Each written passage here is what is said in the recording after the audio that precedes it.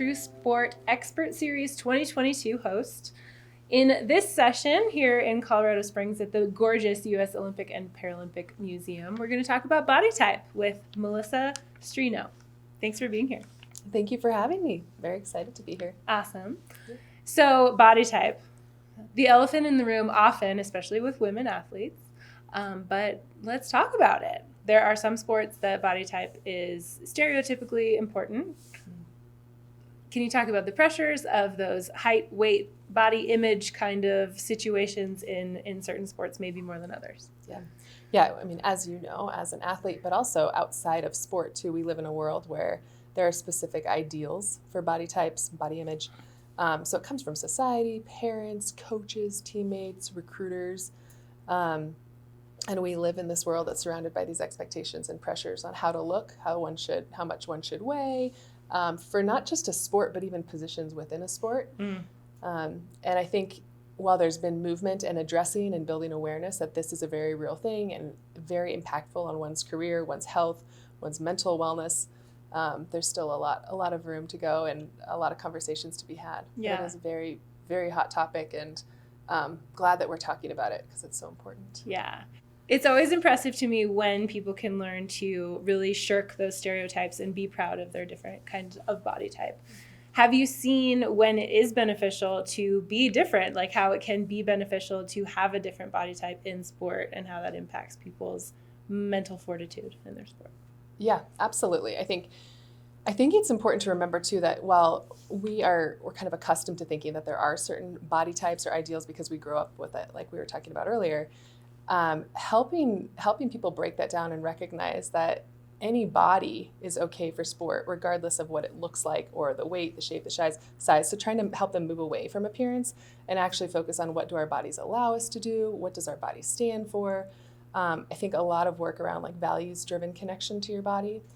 So what's important to me and what's authentic to me or the athlete, and how does that influence how I treat my body? How do I fuel my body? How much do I exercise? How much do I sleep? How do I talk about my body? So I think it's recognizing that, yes, there are ideals, but we know for performance-based outcomes, and we know for just general mental health and wellness, that it's really important to have that body acceptance and really work towards not even just body positivity, but body neutrality, which is, I think, a term and an area of conversation that's becoming more common these days as well. I love that you don't have to put so much focus on what your body is doing and what your body looks like. I definitely feel like that's been my life. Like, this is just my body. I'm neutral about it. Totally. It's here. It's serving me well. And let's keep moving forward. In the Javelin, it used to be so common for taller women with longer arms to throw really far. In my career, the last 12 years of professional javelin throwing, that has transformed. Like, in the last 5 years, most of the medalists in the world at the major championships are much shorter than me. Their tools are so different, and it's been fascinating to watch the progression of the sport in that way. So anyone can do amazing things, no matter what their body looks like.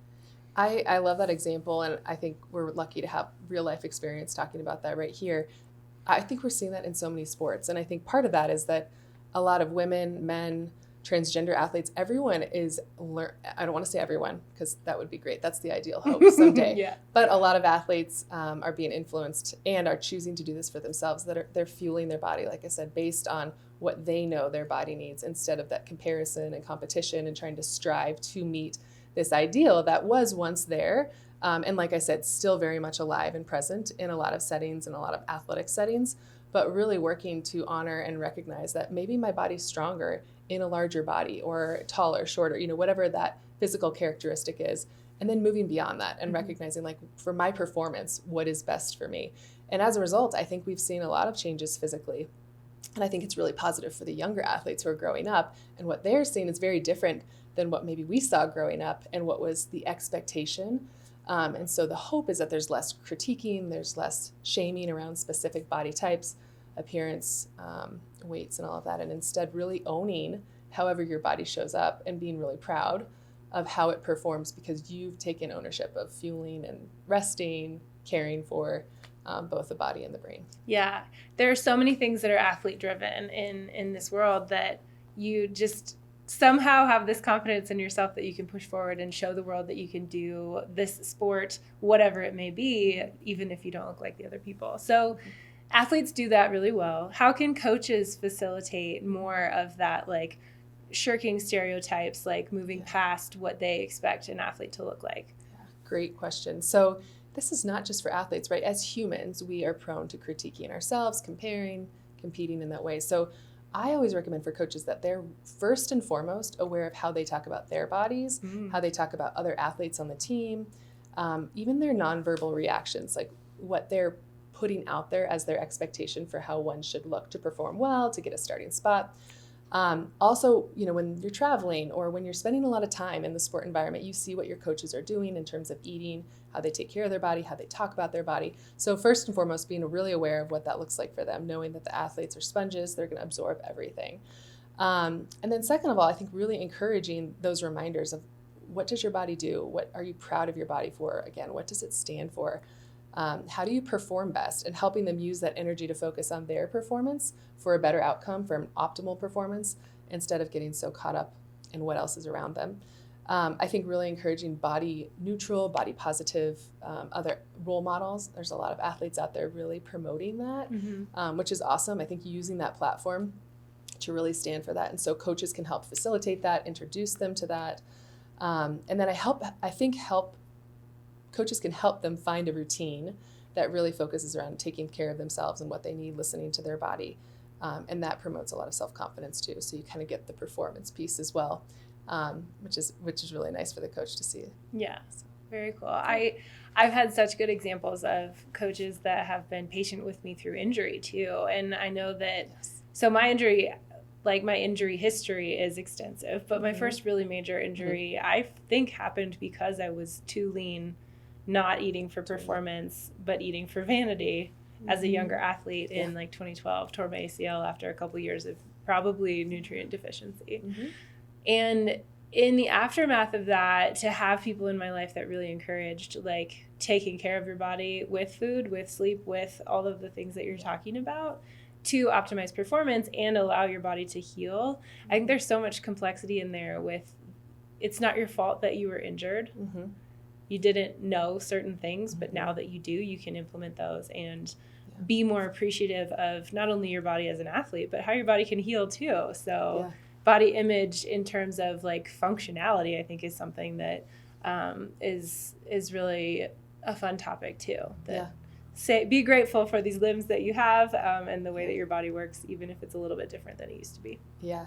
You bring up a good point with injury, right? I think that's a time where we see a lot of athletes have to stop and kind of redefine their relationship with their body.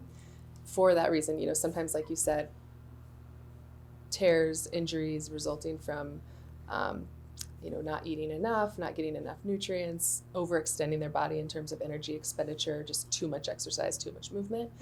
And when they're forced to stop, it's a real challenge because they actually have to connect with the fact that their body's healing. They have to slow down, and moving and following what everybody's telling them to do and to eat and to not eat has been something they're just so used to. It's kind of autopilot.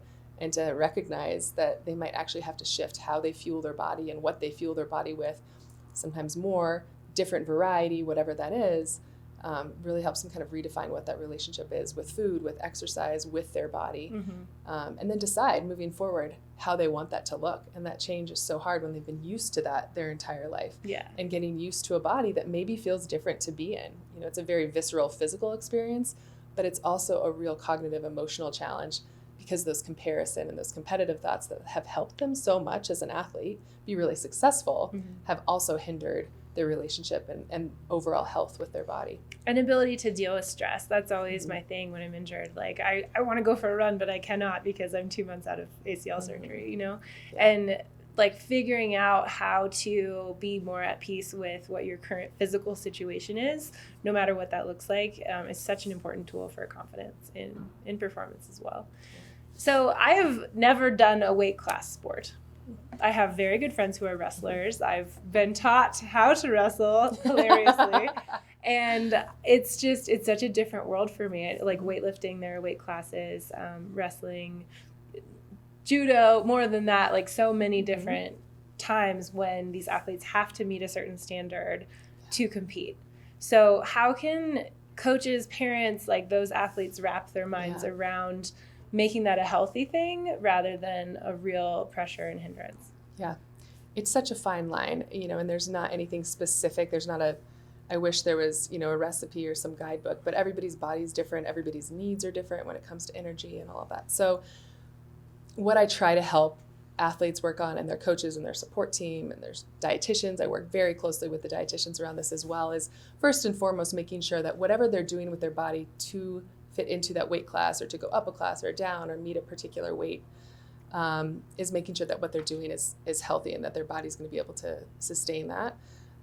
So I always recommend having dietary support, medical support, when that's happening. But it is really challenging, especially when the pressure's from a coach or from a parent or a teammate that they have to fit in, which is what we're talking about trying to move away from. So that's where that fine line comes in. And sometimes it's recognizing that maybe my body is healthier and my mind is healthier at a different weight class, or ideally not out of the sport completely, but really having to evaluate, is what I'm doing to stay in this weight class sustainable? Mm-hmm. If the goal is to have optimal performance and to keep progressing up a level every year or every quad or whatever that is what I'm doing right now sustainable? And if it's not, really having those conversations and deciding if this, again, is medically something that's stable, that's healthy, that's safe, that's supported. And if not, figuring out with a dietitian, with medical support, what is the best route. But it is really challenging when you're right. We talk so much about trying not to focus on numbers and how one looks, and yet to actually compete in their event hours before or a day or a couple of days before, they have to step on a scale, and that number has so much power and control. Mm-hmm. And we're trying to take that power and control away. And so it is a really hard balance. I can see where it could be really fun if you were like really interested in nutrition, mm-hmm. and you love to cook, and you could find these ways to make it a really positive, like fun puzzle to, not necessarily control every ounce of what's going in your body. But if you are happy and healthy at the weight that you can do that in and really learn about the food that you're fueling yourself with and all that stuff, it could be a really positive thing. Totally. It's just about empowering the athlete maybe with the knowledge to do that stuff in a sustainable way. Well, and as you know, a lot of these athletes who are, especially the high-level athletes, have been doing this sport or have been competing or training for the sport for years and years, right? So they're just used to something, and it's hard. Change is hard, right? It's uncomfortable, it's unfamiliar. But you're right that once they learn that, maybe if I'm eating this or I add this in, my body actually will feel better. I'll have more energy, not just to compete in sport, but to sleep, to think, to remember stuff in school, to connect with my friends, to hold relationships, that they actually might feel better too. Yes. So it's also trying to kind of break this myth that having more or changing what they have to do to fuel their body or to treat their body well actually could have some really positive benefits on other realms of their life, but also their performance. Yeah. They might feel stronger. 100%. In 2019, mm-hmm. I finished 5th at the World Championships and won a couple other really big meets it was really fun. Like that was the best that an American woman had done at World Championships. Cool. In the history of the competition. Well, I mean, it's really funny because my husband, he hunts, and so he processes meat, and like that is actually really cool nutritionally because he's an incredible chef as well. So we're eating these like he uses every part of every single animal, even the dog gets to chew on the leg, wild. So she's getting all that stuff in too. But so we have these like big time scales so he can weigh the meat and package it and all that stuff. And in 2019, I felt really good. And I know that I was too lean when I hurt my knee the first time. So I hadn't paid attention to the scale for like the years in between then and 2019. And I just was curious at some point in 2019. I was like, I'm really strong. I'm throwing well. I feel really, really, really good. So let me just see what I weigh. Mm-hmm. And I had no idea that the scale would say heavier than I'd ever been, 200 pounds. Mm-hmm. So it was a very strange experience, but also one that I was just like, oh, yeah, okay. Well, I think that too, it's hard. Right? There's the reality, like in some of the sports we talked about specifically, where you do have to get weighed. A scale it's inevitable. You're going to have to see that number, or have to pay attention to that as you get closer to competition or performance or whatnot. But I think it's also recognizing like how much power and control do I give to the number, or to the scale, or how much of that part of my routine is driving how I actually take care of my body, versus what you described was like, I feel really good in my body. I feel strong. I'm listening to what my body's telling me, my hunger cues, fullness cues, energy exertion, all of that. And then whatever happens with my weight happens, but I feel good in my body. Mm-hmm. So Yeah. I'm curious for you. You mentioned earlier about just the shifts in the body type kind of ideals or expectations within Javelin. Where do you think that shift happened, or where did that change in terms of what was expected? Well, there were historically a few women that were smaller stature that would throw really far. But like I said, in the last 5 years, there's been just more and more and more. And I think there's an efficiency there that I don't have. I have this 6'2" wingspan. It takes a long time for these legs to get down onto the ground to then pull on the javelin and throw really far. So once women saw someone like them throwing far, more of them just tried it. And it's been really neat to see coaches encourage that too, the variety in body type. So I'm not sure where it started, but it's coming from every corner of the globe, which is a really neat thing. I was the American record holder for 11 years, and it was broken this past season by a woman who, two-time Olympian Maggie Malone, is much smaller than me. Just so much evidence of the same phenomenon that I've been watching internationally for a really long time. So it's neat to see that shift, because it just makes javelin more accessible to the world, and that's what I care about. Yeah. And maybe that's just it too, is there's more interest from young age getting into sports that maybe historically a woman wouldn't be interested, or a man, or that's just happening naturally. And so different body types and different sizes and weights and everything are coming in and making it work for themselves, making themselves feel strong, healthy, and that's going to shift kind of what we see in sport in terms of what those ideals maybe have been in the past. So I swam in high school competitively. Hardest sport I've ever done. It's like you literally can't breathe underwater as a human, right?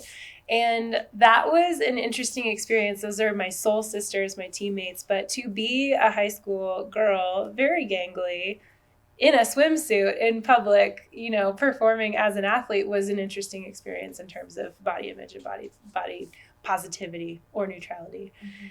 But the wildest thing, I think, is that I can still wear those suits from high school. So I am like 60 pounds heavier, a very different kind of athlete than I was as a swimmer, but it's still a really important part of my training. And now it has become this kind of comfort zone that like I was great at something else in the pool, and now I'm great at the javelin, and I can marry those because even though my composition has changed, my frame is very similar, and I want to tell people that happens too. Like you can change, but also remain the same in a lot of ways, and be reminded of great times in your life and confidence in all of those phases. Yeah, you bring up a really good point too, as you were talking, that reminded me of uniform pressure and just how different it is as a swimmer and then in track. And just how much pressure can come up when you're supposed to look a particular way in what you're wearing. So when you bring up swimsuit and how it looks in a particular body size, I think that's a good thing to be aware of, and how we talk about our bodies. And again, kind of going back to what we were talking about earlier, just being authentic with what our bodies need, being proud of our bodies, what it stands for, what it allows us to do. And the fact that you were able to do 2 sports at very high levels is pretty impressive. Well, thanks. As well. Basketball shorts were much more forgiving. And I love more material. Yes. One of my favorite style faux pas that isn't necessarily a faux pas, because whatever you want to wear that makes you comfortable is fine, is shorts over tights. In the 90s, and early 2000s, that was definitely the look. And to transform to like really full body head to toe spandex in my sport is not that different from a swimsuit, but to just be in a place that you're confident in, whatever that uniform is, like you said, uniform pressure is a real thing. So whatever you can do to make yourself feel confident in that uniform is important. Right. Yeah. And I think recognizing like you choose how you feel your body, you choose how you describe your body, and that it's not just about appearance. If we can focus on other things about ourselves, about our identities, that how we look does not define, who we are. And so those uniforms and how we look in the uniforms, because everybody's going to look different, does not define who that person is or who that athlete is. Yeah. And functionality too. Again, like how does your body function? How does the uniform function for you? I need to be very flexible in my shoulders. And sometimes in a sports bra, like my traps get a lot of pressure on them. I have to be really intentional about what I'm wearing under my uniform to allow my body to move in the way that I need it to. So little tips and tricks, individual needs, very good point. Address them so you feel as powerful as possible when you're performing in sport. So Thank you for all your input, Melissa. It's been great talking to you about body image and body type in sport. This is TrueSport Expert Series 2022. Thanks for being here. Thank you for having me.